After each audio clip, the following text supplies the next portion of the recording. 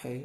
അപ്പോൾ ഇൻഫോർമേഷൻ ഡിസ്ക്ലോഷറിൻ്റെ മൂന്നാമത്തെ ലാബിൻ്റെ വീഡിയോ ആണിത്. അപ്പോൾ ഈ ഇൻഫോർമേഷൻ ഡിസ്ക്ലോഷർ എന്താണെന്ന് അറിയാത്തവർക്ക് വേണ്ടിയാണ്ട് ഒരു വെബ് ആപ്ലിക്കേഷന് ആ വെബ് ആപ്ലിക്കേഷനിലുള്ള സെൻസിറ്റീവ് ആയിട്ടുള്ള ഇൻഫോർമേഷൻസ് അൺഇൻറ്റൻഷ്യലി ഒരു യൂസറിന് റിവീൽ ചെയ്യുമ്പോഴാണ് ഒരു ഇൻഫോർമേഷൻ ഡിസ്ക്ലോഷർ വൾനറബിലിറ്റീസ് അറൈസ് ചെയ്യുന്നത്.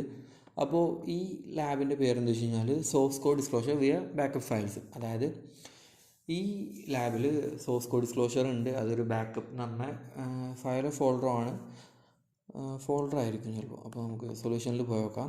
സൊല്യൂഷനിൽ പോകുമ്പോൾ നമ്മളോട് പറഞ്ഞിട്ടുള്ളത് robot.txt എന്ന് പറഞ്ഞിട്ട് ഫയൽ ആക്സസ് ചെയ്യാനാണ് പറഞ്ഞിട്ടുള്ളത്. അപ്പോൾ robot.txt പറഞ്ഞു കഴിഞ്ഞാൽ എല്ലാ വെബ് ആപ്ലിക്കേഷനിലും ഉള്ളൊരു ഫയലാണ് robot.txt. അപ്പോൾ ഇതിലാണ്ടോ ഡിസല്ല ഒരു ബാക്കപ്പ് എന്ന് പറഞ്ഞൊരു ഫോൾഡർ നമ്മളോട് ഇതിൽ ഡിസൈഡ് ചെയ്തിട്ടുണ്ട്. നമുക്ക് ജസ്റ്റ് ഒന്ന് അതൊന്ന് ആക്സസ് ചെയ്ത് നോക്കാം. ബാക്കപ്പ്. അപ്പോൾ ഇതിൽ പ്രോഡക്റ്റ് ടെംപ്ലേറ്റ് ബാക്കപ്പിൻ്റെ ഒരു ഫയലുണ്ട്. അപ്പോൾ ഇതിൽ നമ്മളിങ്ങനെ ഇതിൽ നോക്കുമ്പോൾ ഇതൊരു